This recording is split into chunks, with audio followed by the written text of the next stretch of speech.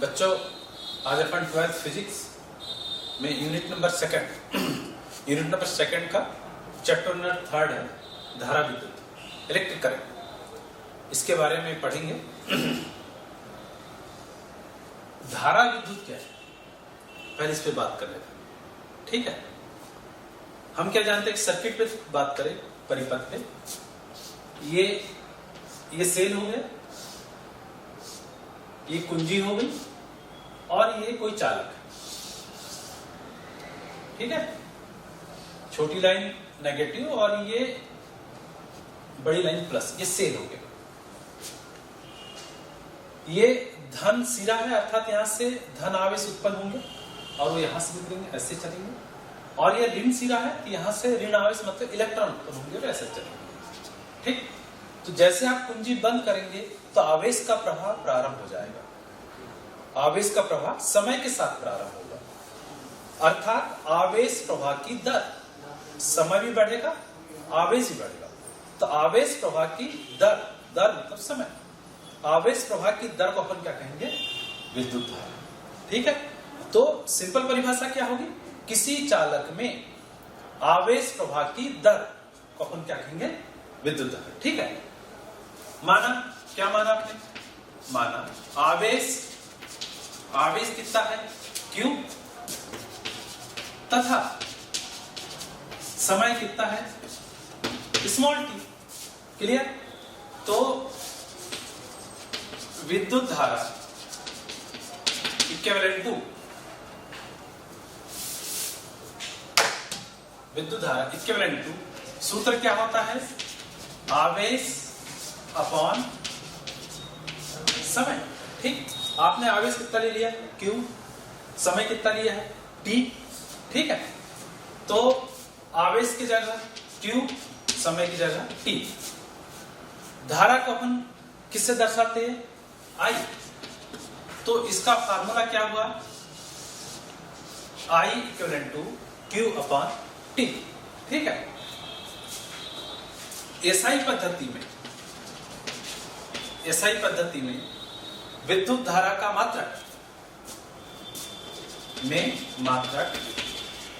क्या होता है, एम्पियर। ठीक, एम्पियर। तो कितना हो जाएगा आपका, इसकी जगह क्या लिखा जा सकता है, एसआई पद्धति मात्रक क्या हो गया धारा का, एम्पियर। ठीक है, इसका विमी सूत्र निकाल लीजिए। आप 11वीं की बात करो, 11वीं में हमने एसआई पद्धति पढ़ा है। एसआई पद्धति में 7 मूल मात्रक होते हैं, उसमें एक विद्युत धारा भी है। और विद्युत धारा का संकेत क्या था उसमें, कैपिटल ई, कैपिटल ई, अर्थात विद्युत धारा का विमी सूत्र, विमी सूत्र क्या होता है आपका, कैपिटल ई। ठीक है, और विद्युत धारा कौन सी राशि है, अदिश राशि है आपकी, अदिश स्केलर। ठीक, ये हो गया। अब बात करें हम, ये विद्युत धारा है, विद्युत धारा का मात्रक एम्पियर। ठीक है, एसआई पद्धति में आवेश का मात्रक होता है कूलम, समय का मात्रक होता है सेकंड। तो उसको अपन किस ढंग से व्यक्त कर सकते हैं,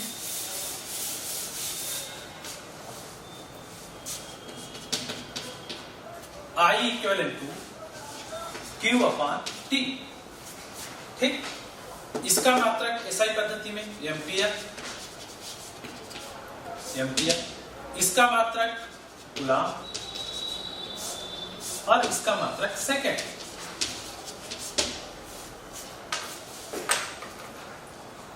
ठीक है, तो 1 एम्पियर, 1 कूलम, 1 सेकंड। तो 1 एम्पियर की डेफिनेशन क्या होगी, 1 एम्पियर की परिभाषा क्या होगी, यदि किसी चालक में 1 सेकंड में 1 कूलम आवेश प्रवाहित होता है, किसी चालक में 1 सेकंड में 1 कूलम आवेश प्रवाहित होता है, तो उस चालक में बहने वाली धारा कितनी होगी, 1 एम्पियर होगी। ठीक है, 1 एम्पियर। अब आपने मान लिया कि माना ये 1 एम्पियर की परिभाषा होगी, माना किसी चालक के एकांक क्षेत्रफल में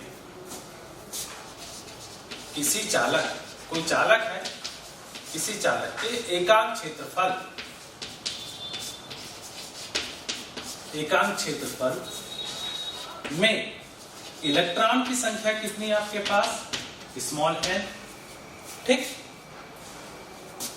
इलेक्ट्रॉन का आवेश कितना हो जाएगा, इलेक्ट्रॉन का आवेश E, तो उस चालक में आवेश की मात्रा, तो चालक में आवेश की मात्रा, आवेश की मात्रा को हम कैसे दर्शाते हैं, कैपिटल Q। कैपिटल Q बराबर कितना होता है, n small n into E। ये किसका मान निकल गया आपका, Q का, ठीक है। आपको सूत्र मालूम है कि I बराबर Q अपॉन T, ठीक है, ये सूत्र है। तो यहां पर Q का मान रखा जा सकता है, तो I इक्विवेलेंट तो कितना हो जाएगा, स्मॉल n इंटू T। तो विद्युत धारा का जो मान है यहाँ पर इलेक्ट्रॉन की संख्या और इलेक्ट्रॉन के आवेश के रूप में, ठीक है। तो इस प्रकार से ये विद्युत धारा की परिभाषा, विद्युत धारा का सूत्र ये समाप्त हुआ। क्लियर।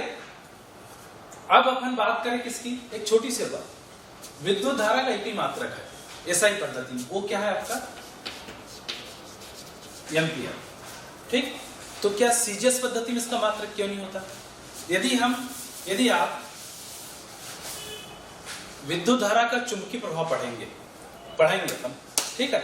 तो विद्युत धारा के चुंबकीय प्रभाव में लिखा है कि 1 एम्पियर बराबर, ठीक, एम्पियर एसआई पद्धति मात्रक, ठीक। विद्युत धारा का एक ही मात्रक होता है, वो कौन सा है, एम्पियर। तो इसका सीजीएस पद्धति में कोई मात्रक डिफाइन है, परंतु वो ज्यादा उतना प्रचलित नहीं है, अपन उसका उपयोग नहीं करते। परंतु यदि आप विद्युत धारा का चुंबकीय प्रभाव पढ़ेंगे तो उसमें लिखा है कि 1 एम्पियर बराबर होता है 1/10 एब एम्पियर, ठीक। मतलब एब एम्पियर होता है विद्युत धारा का सीजीएस पद्धति में मात्रक। तो 1 एम्पियर इक्वल टू 1/10 एब एम्पियर, या इसको अपन क्या लिख सकते हैं, 1/10 EMU, इलेक्ट्रोमैग्नेटिक यूनिट, विद्युत चुंबकीय मात्रक। अर्थात 1 एम्पियर इक्वल टू 1/10, या तो आप 1/10 एब एम्पियर बोलिए, either 1 ampere equal to 1/10 EMU बोला जा सकता है, ठीक। तो ये सीजीएस पद्धति में, हालांकि इसका उतना महत्व नहीं है ना, जानकारी के लिए बता दिया। अब बात करें हम किसकी, धारा की, ठीक है, धारा का,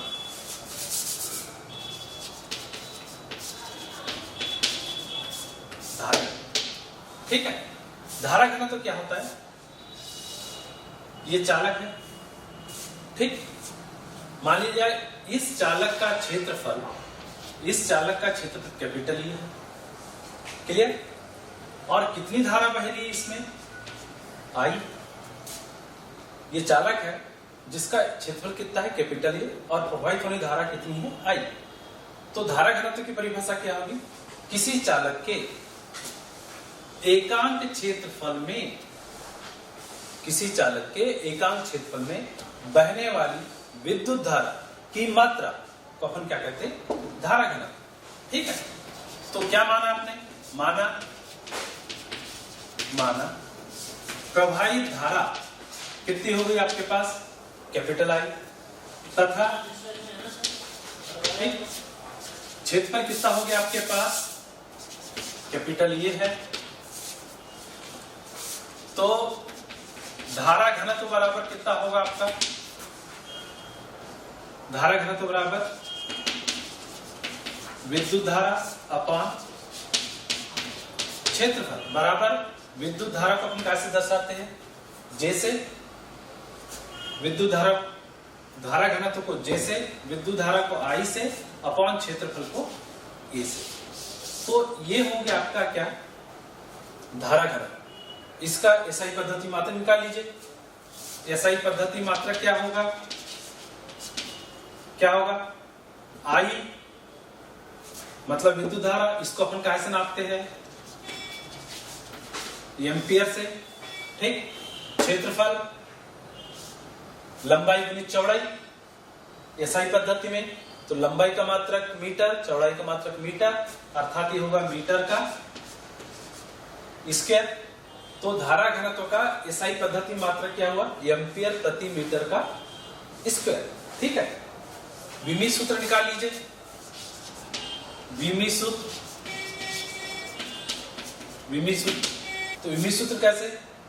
इसका विमी सूत्र क्या होगा?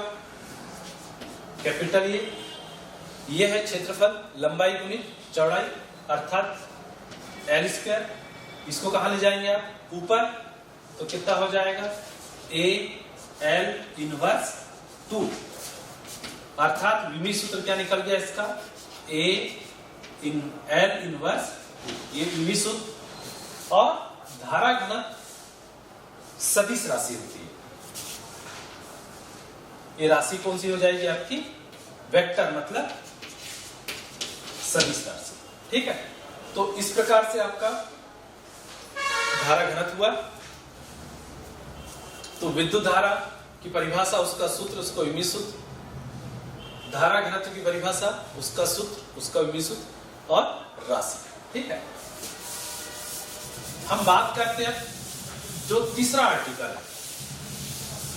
तीसरा आर्टिकल अनुगमन वेग। ठीक, ड्रिफ्ट वेलोसिटी। क्या होता क्या है कि ये चालक है,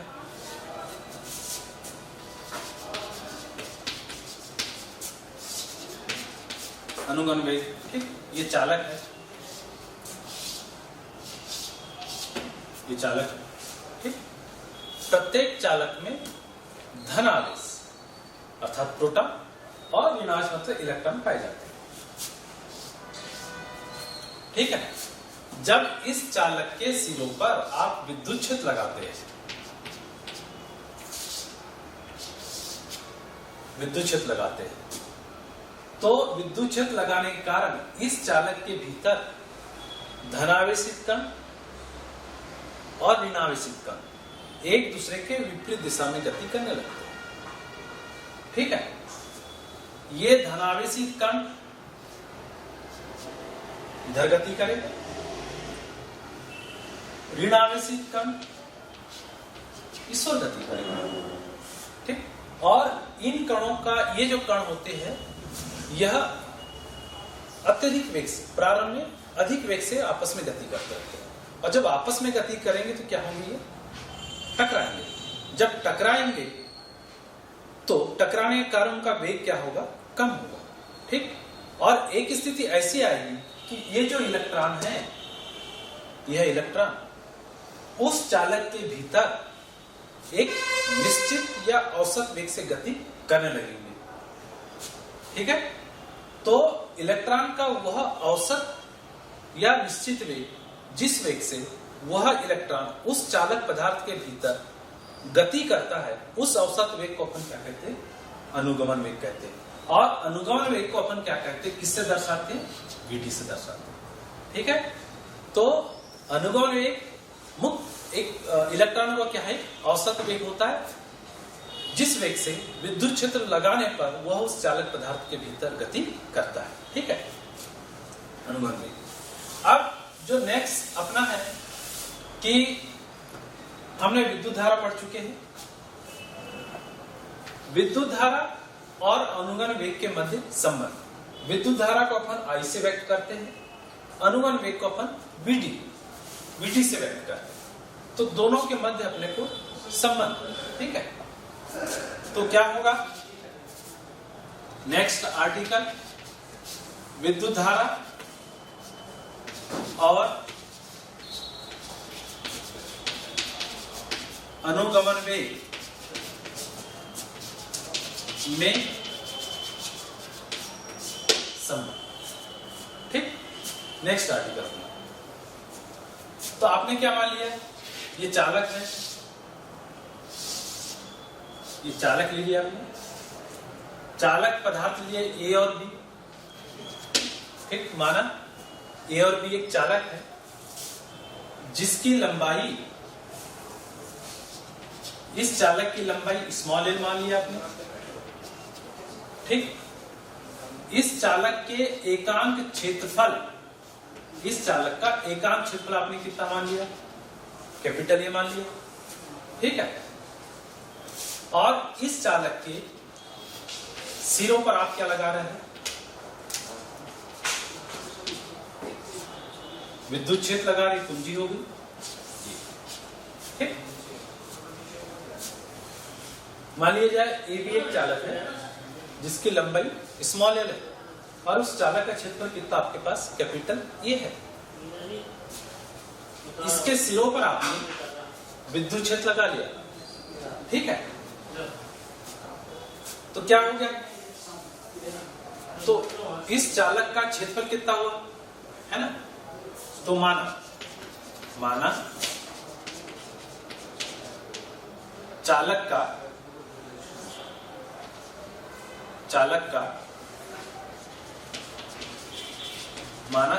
क्षेत्रफल कितना आपके पास ये है, ठीक है।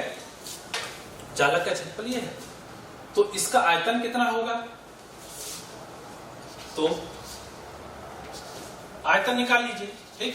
तो चालक का आयतन, ठीक। तो चालक का आयतन का सूत्र क्या होता है, लंबाई गुणित चौड़ाई गुणित ऊंचाई, ठीक।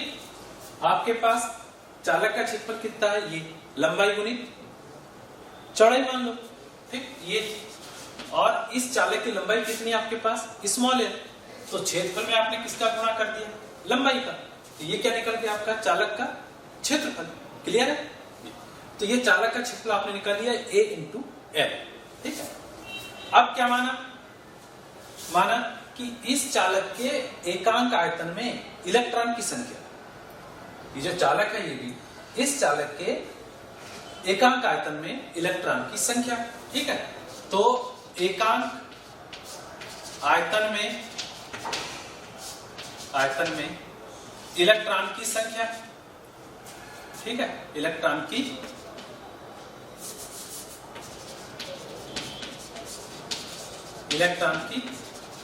संख्या। तो इलेक्ट्रॉन की संख्या कितनी होगी, ए एल इंटू एन। ये जो चालक है इसके एकांक आयतन में इलेक्ट्रॉन की संख्या कुल कितनी होगी आपके पास, A L into N. Electron का आवेश कितना है, स्मॉल, तो है ना, ठीक। इलेक्ट्रॉन का आवेश क्या है आपके पास, स्मॉल। तो इस चालक में कुल आवेश की मात्रा कितनी होगी, तो कुल आवेश की मात्रा, ठीक है। तो कुल आवेश की मात्रा कितनी हो जाएगी आपके पास, ए एल एन इंटू ई। क्या है, इलेक्ट्रॉन का आवेश, एन क्या है, एकांक आयतन में इलेक्ट्रॉन की संख्या, और ये क्या है, आयतन, क्यू क्या है, आवेश की मात्रा। तो आपने किसका मान निकाल लिया, क्यू का, ठीक है। ये निकल गया आपका, ठीक। हम बात किसकी कर रहे हैं, धारा एवं अनुगमन वेग के मध्य संबंध, आई या वीडी के मध्य संबंध, ठीक है। ये निकल गया। अब ये बताइए आप कि इलेक्ट्रॉन जो है इसमें, ये जो इलेक्ट्रॉन है इस चालक में किस वेग से गति कर रहा है, किस वेग से गति कर रहा है, अनुगमन वीडी से, ठीक है। क्लियर।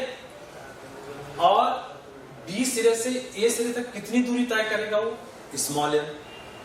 तो इलेक्ट्रॉन के द्वारा अनुगमन वेग वीडी से एल दूरी तय करने में लगा समय, ठीक है। तो लगा समय, ठीक। क्लियर।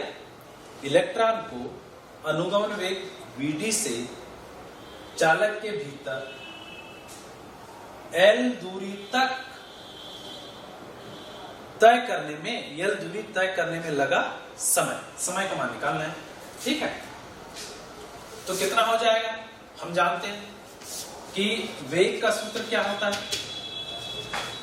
दूरी बटे समय, ठीक। बेसिकली दूरी की जगह विस्थापन लिखना चाहिए अपने को, तो विस्थापन बटे समय। पर चूंकि अपन दूरी की बात कर रहे हैं, दूरी बटे समय, तो समय का मान कितना हो जाएगा, समय यहां जाएगा, ठीक।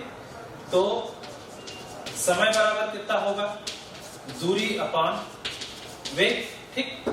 तो लगा समय कितना हो जाएगा आपका, दूरी अपान वेग, ठीक। समय मान लीजिए कितना समय लग गया आपको, t, ठीक।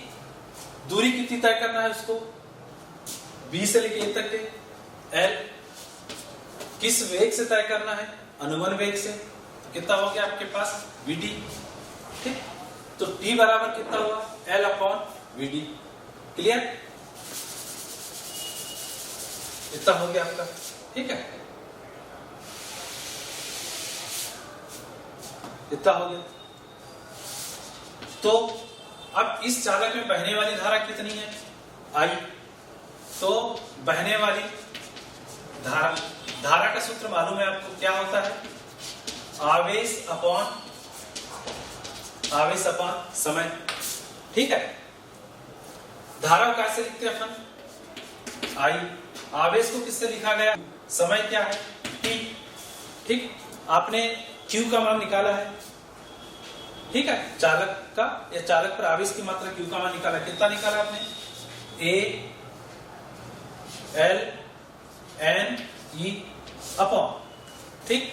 t का मान आपने ये निकाल लिया, ठीक, t का मान ये, तो कितना हो गया, t बराबर l अपॉन vd, ठीक है। तो अब l से l कैंसिल हो जाएगा यहां तक, vd कहां जाएगा, ऊपर, तो कितना बचा आपके पास, ठीक, ये ऊपर का है, तो ये हो गया l n e और ये क्या हो गया आपके पास vd, ठीक है। तो कितना निकल गया, I equivalent to a n e vd। Relation किसके बीच में था आपका, धारा एवं अनुगमन वेग के मध्य संबंध। तो I क्या हो गई, चालक में बहने वाली धारा, और vd क्या हो गया, इलेक्ट्रॉन का अनुगमन वेग। तो ये प्रूफ हुआ व्यंजक, ये आपका क्या है, धारा और अनुगमन वेग के मध्य संबंध, ठीक। इसको अपन धारा घनत्व में भी संबंध निकाल सकते हैं, ठीक। धारा घनत्व और अनुगमन वेग के मध्य संबंध निकाल सकते हैं, क्या हो जाएगा, हम जानते हैं कि क्या जानते हैं कि धारा घनत्व की परिभाषा क्या होती है, यानी धारा घनत्व और अनुगमन वेग में संबंध भी निकाल सकते हैं, क्लियर। तो धारा घनत्व कैसे लिखा गया है, J, ठीक है। धारा घनत्व का सूत्र क्या होता है, J बराबर I अपॉन A, ठीक है। आपने ये संबंध निकाला है, धारा और अनुगमन वेग के मध्य संबंध। तो यहां से यहां किसका मान रखा जा सकता है, I का। तो J बराबर कितना हो जाएगा, A n e v t upon क्या है आपके पास, A, ठीक है। तो स्मॉल ए, कैपिटल ए से कैपिटल ए कैंसिल, तो बचा कितना आपके पास, n e v t। तो ये क्या है, अनुगमन वेग, ये क्या है, धारा घनत्व। तो ये रिलेशन किसका हुआ, धारा घनत्व और अनुगमन वेग के मध्य संबंध, ठीक। तो ये आर्टिकल धारा घनत्व और अनुगमन वेग के मध्य संबंध हमने ये निकाल चुके हैं, और ये अपने फिर से एक आर्टिकल आगे बढ़ा दिया, धारा घनत्व और अनुगमन वेग के मध्य संबंध, ठीक है, क्लियर। अब नेक्स्ट आपका क्या है, नेक्स्ट है ओम का नियम, बड़ा इंपॉर्टेंट आर्टिकल है ओम का नियम, ठीक है। ओम का नियम हम 9-10 से पढ़ते आ रहे हैं, ठीक है। अब तो ओम का नियम क्या होता है देखिए, ठीक है।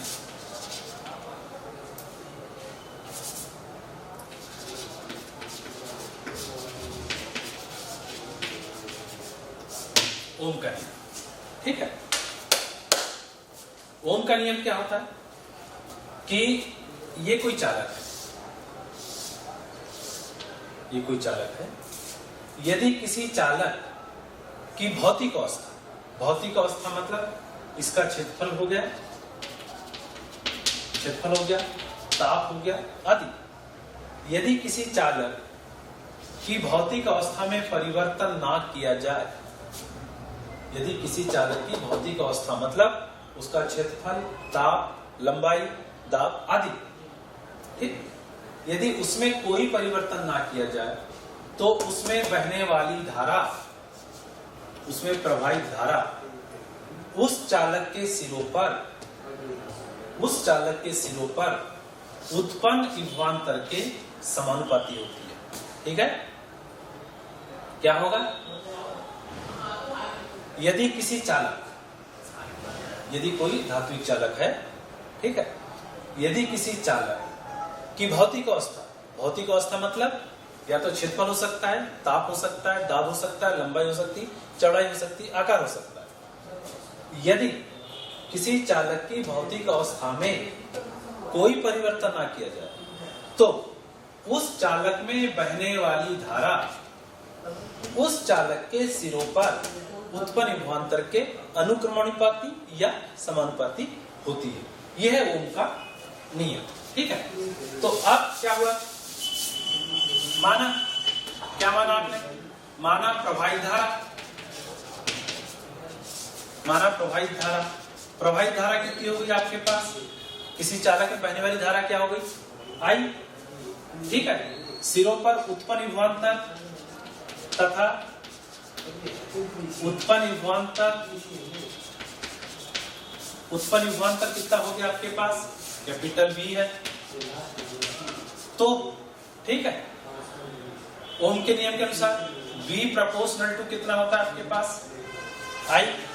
ये प्रोपोर्शनल का सिंबल है, अनुक्रमणपाती का सिंबल है, समानुपाती का सिंबल है। क्या निकाला जा सकता है? जब समानुपाती के चिन्ह को हटाते तो अपन एक नियतांक लेते हैं। तो आपने नियतांक कितना ले लिया? R into I। ठीक है, इसको अपन ऐसा लिख सकते हैं, V बराबर I इंटू R। ठीक है, जहां R क्या है? एक नियतांक है, R एक नियतांक है। ठीक है, जिसे चालक का क्या कहते हैं अपन?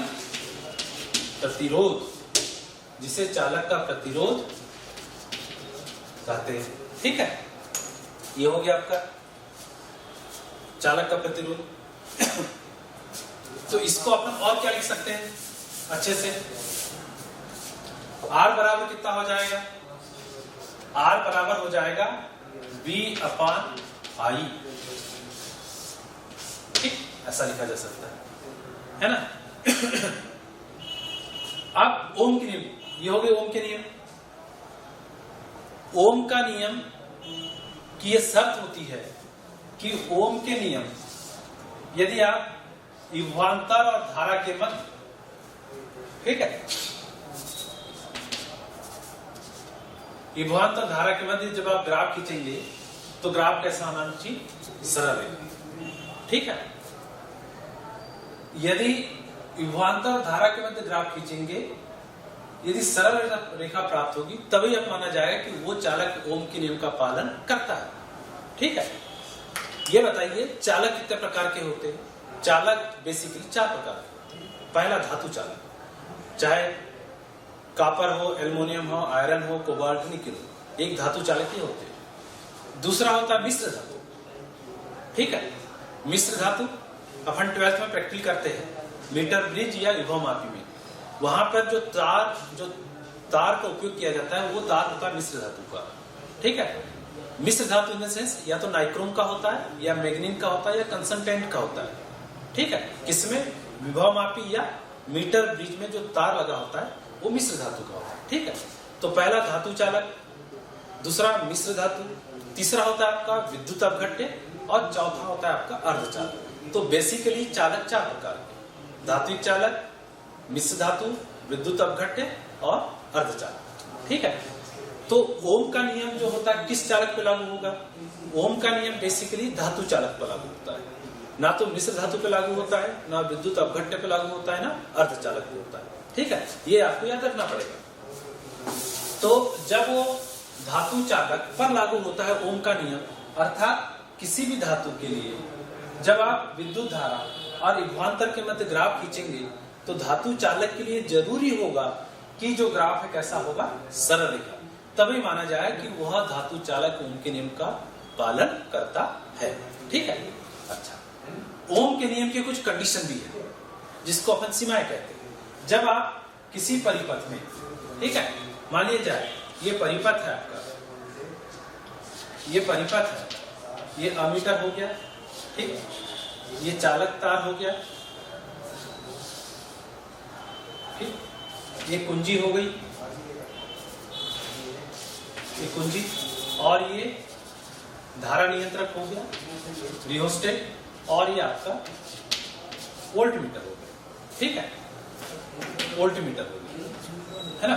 ठीक है, तो ये चालक है, तो इसकी सीमाएं होती है। ओम का नियम कुछ कंडीशन में लागू होगा, चाहे धातु क्यों ना। पहली कंडीशन कि उस चालक ड्यूरिंग द, जब करंट फ्लो होती रहती है, जब विद्युत धारा प्रवाहित हो रही है, उस समय उस चालक के ताप में कोई वृद्धि नहीं होनी चाहिए। ओम के नियम की पहली सीमा। यदि उस चालक का ताप वृद्धि हो गई तो ओम का नियम लागू नहीं होगा। नंबर 2, यदि नंबर 2 होता है कि उस चालक के आकार, आकृति या रूप में, क्षेत्रफल में किसी प्रकार का परिवर्तन नहीं होना चाहिए। तो पहली सीमा कि उस धातु चालक का ताप नहीं बढ़ना चाहिए, और दूसरी सीमा कि उस चालक के आकार या क्षेत्र कोई परिवर्तन नहीं होना चाहिए, तभी उस चालक पर ओम का नियम पूर्णतः पालन होगा। ठीक है, ये हो गया आपका ओम का नियम। अब बात करें किसकी? प्रतिरोध की। ठीक है, प्रतिरोध की। प्रतिरोध होता क्या है? ठीक है, रेजिस्टेंस, प्रतिरोध। ठीक, प्रतिरोध मतलब रुकावट, अवरोध। ठीक, प्रतिरोध मतलब सिंपल सा शब्द सामान्य की बात करें अपन, प्रतिरोध मतलब होता है अवरोध या रुकावट। ठीक है,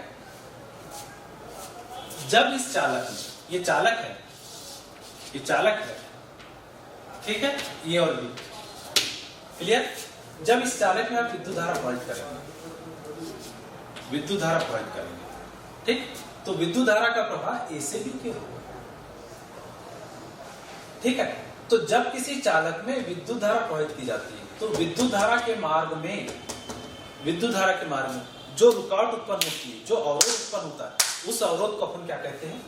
प्रतिरोध, चालक का प्रतिरोध। ठीक है, तो प्रतिरोध की परिभाषा क्या होगी कि जब किसी चालक में विद्युत धारा प्रवाहित की जाती है तो विद्युत धारा के मार्ग में जो रुकावट उत्पन्न की जाती है, जो अवरोध उत्पन्न किया जाता है, उस रुकावट को अपन क्या कहते हैं? प्रतिरोध। ठीक है, तो क्या होगा? प्रतिरोध माना चालक में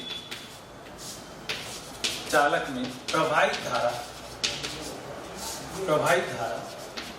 कितनी आपके पास आई, तथा उत्पन्न विभवांतर V है। क्लियर? तो प्रतिरोध बराबर क्या होता है? प्रतिरोध बराबर विभवांतर अपान विद्युत धारा। तो प्रतिरोध को अपन कैसे दर्शाते हैं? कैपिटल R, विभवांतर में V, धारा को I। ठीक, तो ये हो गया प्रतिरोध का सूत्र। ठीक, प्रतिरोध अपन सिंपल ऐसी परिभाषा ही बोल सकते हैं। विभवांतर, और हालांकि परिभाषा उतनी ऑथेंटिक नहीं है, विभवांतर विद्युत धारा के अनुपात को अपन प्रतिरोध कर सकते हैं, पर ये नहीं बोल करके अपने को वो परिभाषा बोलना। ठीक, ये हो गया। अब प्रतिरोध की बात करते हैं, तो प्रतिरोध का भी एक ही मात्रक होता है एसआई पद्धति में। ठीक, सीजस पद्धति में से कोई मात्रक नहीं होता। तो एसआई पद्धति में मात्रक क्या होता है? इसका ओम, और इसका सिंबल कुछ ऐसा होता है। ठीक, एसआई पद्धति मात्रक होता है ओम प्रतिरोध का। ठीक है। अब इसका आप क्या निकाल लीजिए, विमी सूत्र निकाल लीजिए, ठीक है।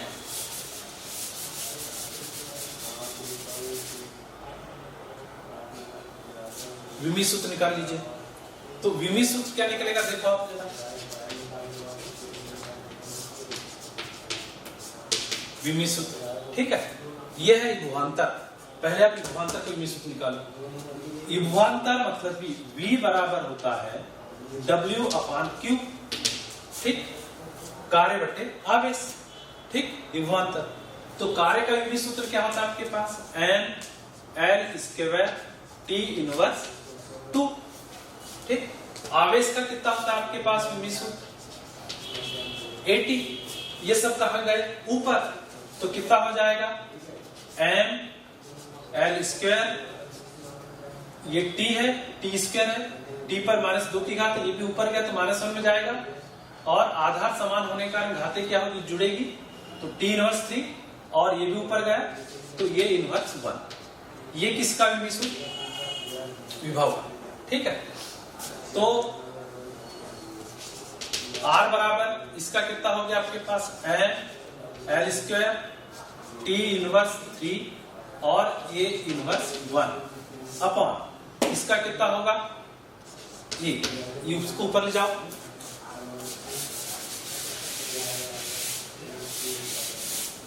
ठीक है। ये ऊपर जाएगा तो ये माइनस में जाएगा, और कितना हो जाएगा टोटल, M/L² T इनवर्स 23 और ये इनवर्स 2, क्योंकि ये माइनस में घात है, ये भी जाएगा तो माइनस में घात जाएगा, और ये हो गया प्रतिरोध का विमी सूत्र। और राशि कौन सी होती है, राशि होती है अदिश, ठीक। तो इस प्रकार से ये प्रतिरोध हो गया, ठीक है। चालक का प्रतिरोध, चालक का प्रतिरोध जो राशि होती है कौन सी होती है आपकी, अदिश, ठीक है।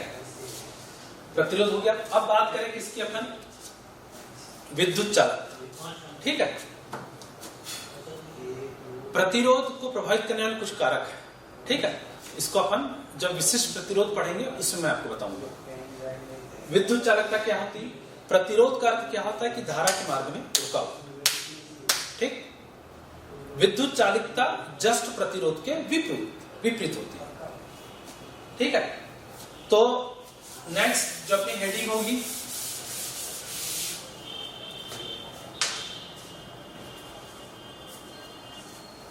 विद्युत चालकता,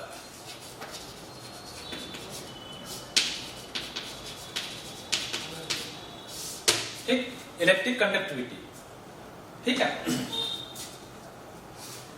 जो विद्युत चालकता होती है वो प्रतिरोध का युतक्रम होती है, अर्थात किसी भी चालक के प्रतिरोध के युतक्रम को क्या कहते हैं अपन, विद्युत चालकता, ठीक है। तो विद्युत चालकता किसी भी चालक में प्रतिरोध के युतक्रम को अपन क्या कहेंगे, विद्युत चालकता। मतलब विद्युत चालकता प्रतिरोध से जस्ट विपरीत होती है। तो बराबर कितना हो गया आपके पास,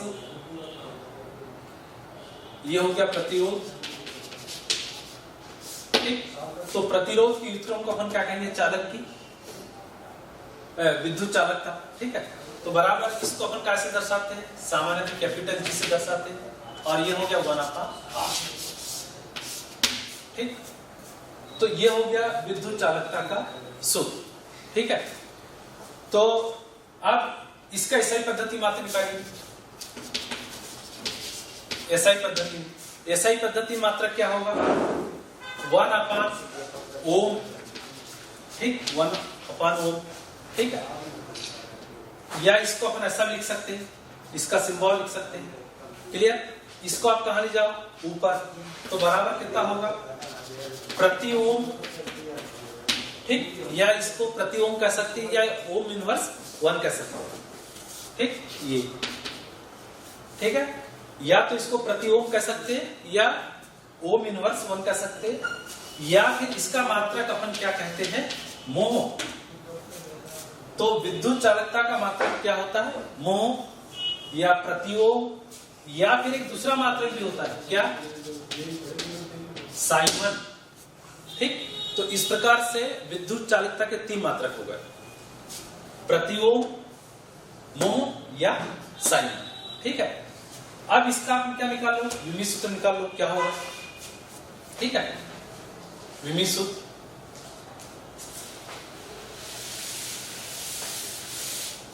विमीय सूत्र, तो विमीय सूत्र कितना निकलना है, इसे निकालना पड़ेगा, है ना। तो R बराबर कितना था, M L square T inverse 2/80, ये गया ऊपर, तो इसका था V का, है ना।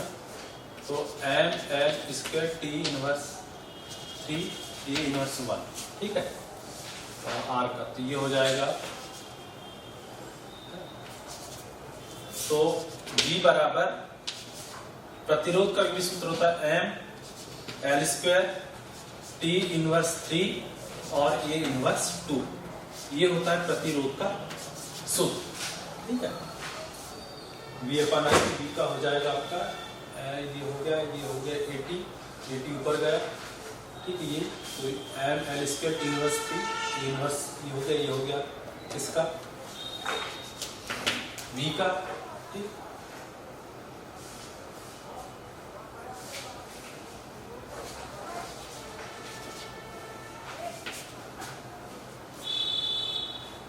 ठीक है, तो ये ऊपर गया, हाँ ठीक है, तो ये हो जाएगा, है ना। और फिर उसके बाद V/I, हाँ ठीक, okay, M L square T inverse 3 okay.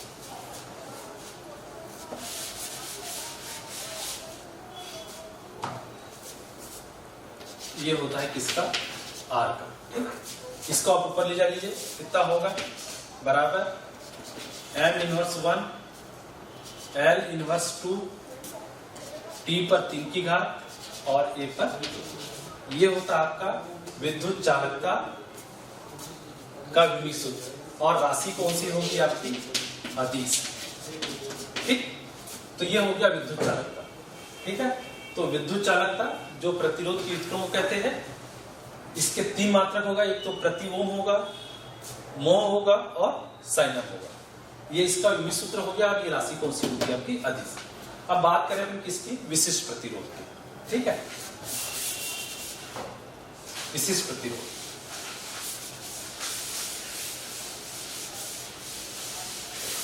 ठीक है।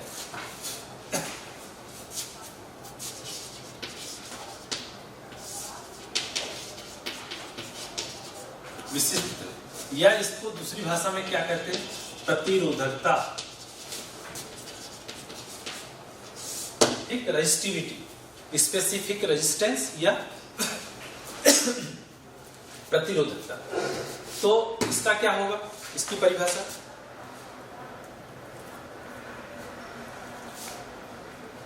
इसकी बात करें, है ना। तो हम क्या जानते हैं कि जो चालक का प्रतिरोध होता है, चालक का प्रतिरोध, ठीक है, किन किन बातों पर निर्भर करता है, ठीक है। तो चालक का प्रतिरोध निम्न कारक पर निर्भर करता है,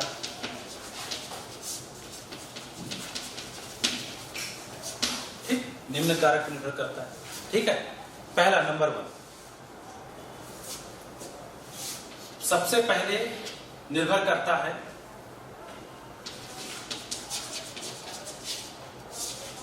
लंबाई पर, ठीक है। चालक का प्रतिरोध लंबाई पर निर्भर करता है, ठीक है। मतलब R प्रोपोर्शनल टू L, चालक की लंबाई जितनी अधिक होगी, चालक का प्रतिरोध का मान उतना अधिक होगा, ठीक है। नंबर 2, चालक का क्षेत्रफल, ठीक है, R इनवर्स प्रोपोर्शनल टू ये, मतलब चालक का क्षेत्रफल जितना अधिक होगा, प्रतिरोध उतना कम होगा, ठीक है। एक बात ध्यान में आ रही, हम घर में, अपने घरों में जो फ्यूज तार होता है, उससे पतला तार नहीं होता घरों में, सबसे ज्यादा पतला तार कौन सा होता है, फ्यूज तार। तो फ्यूज तार ही पतला क्यों लिया जाता है, क्योंकि जितना तार पतला होगा उसका प्रतिरोध उतना ज्यादा होगा, ठीक है। तो फ्यूज तार पतला लेने के कारण जैसे धारा का मान अचानक अधिक हो जाता है तो उस फ्यूज तार में से धारा बहती है। ठीक, जब फ्यूज तार में से धारा बहेगी, चूंकि फ्यूज तार कैसा है, पतला है, तो धारा के मार्ग में उतनी ज्यादा रुकावट उत्पन्न करेगा, धारा के मार्ग में उतना ज्यादा प्रतिरोध उत्पन्न करेगा। ठीक, जब प्रतिरोध उतना अधिक होगा तो विद्युत ऊर्जा का अपव्यय काय में हो जाएगा, उसमें ऊर्जा में हो जाएगा और वो तार गर्म हो जाएगा। और तार गर्म होने के कारण इतना गर्म होगा कि उस फ्यूज तार का गलनांक निम्न होता है, कम होता है, और गलनांक कम होने के कारण तार क्या होता है, पिघल जाता है, टूट जाता है, और इस कारण अचानक अधिक धारा घर के अंदर प्रवेश नहीं करती। ठीक है, तो इसलिए फ्यूज तार क्या होता है, पतला होता है। तो यदि चालक जितना पतला होगा अर्थात उसका क्षेत्र जितना कम होगा उसका प्रतिरोध उतना अधिक। ठीक है, ये हो गया आपका। तीसरी बात होती है कि प्रकृति पर। ठीक है, यानी चालक का प्रतिरोध बेसिकली 3 बातों पर निर्भर करता है। पहला होता है चालक की लंबाई। चालक की लंबाई जितनी अधिक होगी उसका प्रतिरोध उतना अधिक होगा। दूसरा है चालक का क्षेत्रफल। क्षेत्रफल जितना अधिक होगा प्रतिरोध उतना कम होगा, एक दूसरे के उत्क्रम है। तीसरा प्रकृति पे, भिन्न भिन्न धातु जैसे एल्युमिनियम ले लो, कोबाल्ट, निकल, सिल्वर जो भी है, इन धातु में मुक्त इलेक्ट्रॉनों की संख्या अलग अलग होती है, इसीलिए इनका प्रतिरोध भी क्या होता है, भिन्न भिन्न होता है। मतलब चालक प्रतिरोध बेसिकली उस चालक की प्रकृति पर निर्भर करता है। ठीक है, हम बात किसकी कर रहे हैं, विशिष्ट प्रतिरोध। ठीक है, तो कितना हो गया आपके पास, R proportional to L, R समानुपाती L और R inverse proportional to A। ठीक है, तो इसको अपन एक साथ लिख सकते हैं, एक साथ लिख दो तो कितना होगा, अर्थात क्या होगा, R proportional to L upon A। आपने एक साथ लिख दिया। ठीक, ये काय का सिंबल है, समानुपाती का, तो इसको हटेगा, तो आपने इसको हटाया तो एक नियतांक लिया, नियतांक क्या ले लिया, रो। ठीक है, और L अपॉन कितना हो गया आपके पास, E। ठीक है, तो जहां रो क्या है, ये नियतांक है जिसे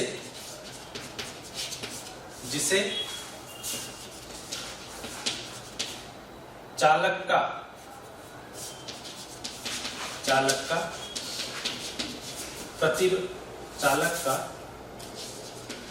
विशिष्ट प्रतिरोध कहते हैं। ठीक है, तो कितना हो जाएगा आपका, ये हो गया।